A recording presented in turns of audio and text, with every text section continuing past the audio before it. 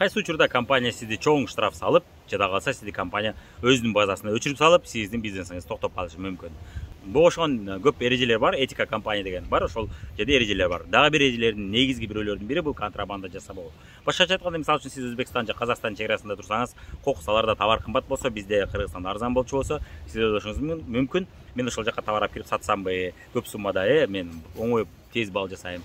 Башкалар кымбат сатып аткан, мен арзан сатсам, мен товарымды жакшы алышат дагы, мен оңой директор намын же болбосо башка бир кирешелерди таба алам деп ойлошуңуз мүмкүн. Чынында сиз ойлошуңуз мүмкүн. Мен эле акылдуумун, компания акылдуу эмес.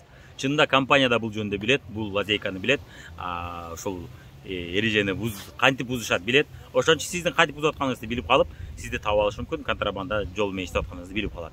Ал учурларды көп көрдүк, билип калгандан кийин ал сизди компания жөн эле өчүрүп салат. Сиз компаниядан жок болуп кетесиз. Биздин көзүбүзчө серебряный директор намын жапкан адамдар да өчүп кетти. Старший директор намында жүргөн адамдар да өчүп кетти. Бул өзгөчө чек арага жакын жашаган адамдарга тиешелүү. Биздин офисибиз бар, мисалы үчүн офиси барларга бул маселе боюнча көп чыгышат. Бизде Өзбекстандан өздөрү чалышат, сиздер менен иштейли. Мен айына ушу 3000 доллардык товар алам, силер аркылуу алсам болобу дейт. Биз жок дейбиз. Сиздин офисиңиз аркылуу да контрабанда өтчү болсо, демек сиз ошого көмөктөшсүз. Сиз дагы сөзсүз түрдө жазаңызды алып каласыз. Ошон үчүн контрабандага аралашпай эле коюңуз. Бул контрабанда маселеси боюнча иштеп көтөрүлүп өсүп кеткендерди көрө элекпиз. Көпчүлүгү кармалып өчүп кетип атышат. Бир жакшы контрабандасыз эле бир жакшы бизнес кылса болот. Сиз Кыргызстандан туруп алып, Казакстан менен Өзбекстан менен иштесеңиз болот. Контрабанда кылбай эле. Анан биз контрабанда кылган сайын, сиз кылсаңыз же мен кылсак, биз бирөөнүн бизнесин, бирөөнүн нанын тартып алып аткан болобуз. Бул дагы жогору жактан Алам же Алла Таала же болбосо Кудай тарабынан бул сөзсүз түрдө жазаланат. Бизге билинбеген, эгерде сиз Кудайга ишенбесеңиз, бизге билинбеген өзүнүн бир руханий мыйзамдар бар да жашоонунчу. Биз бул дүйнөдөн тартып алыштын, бирөөнүн акысын тартып алыштын 10 жолун билсек, бизде Кудай же бул Алам бизден кайра кайтарып алыштын 1000 жолун билет да. Ошон үчүн бирөөнүн нанына эч убакта кол салбайбыз. Компания көрбөй калчу болсо да сиз ойлошуңуз мүмкүн, көрбөй калат деп. Бирок сөзсүз түрдө бир күн болбосо бир күн же сизге, же балдарыңызга бул жамандыгыңыз кайтат да. Ошон үчүн же ишиңиз жүрүшпөй токтоп калат. Ошон үчүн руханий жактан таза болуп иштегенге жетпейт эч нерсечи. Биз көп көрдүк, ошо руханий жактан таза эмес иштегендердин көпчүлүгү өспөй калып атат да.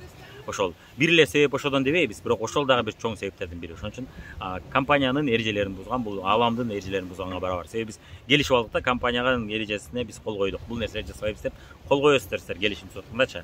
Келишип алгандан анан бузганыңыз бул ушул дүйнөнүн мыйзамын бузганыңызга барабар.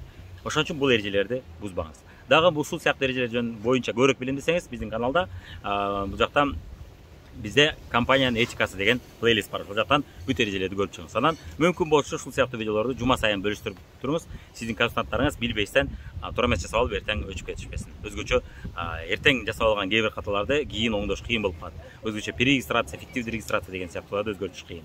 Ошон үчүн алдын ала бул эрежелерди билгени жакшы алардын. Ошон үчүн активдүү бөлүшөбүз бул эрежелер боюнча.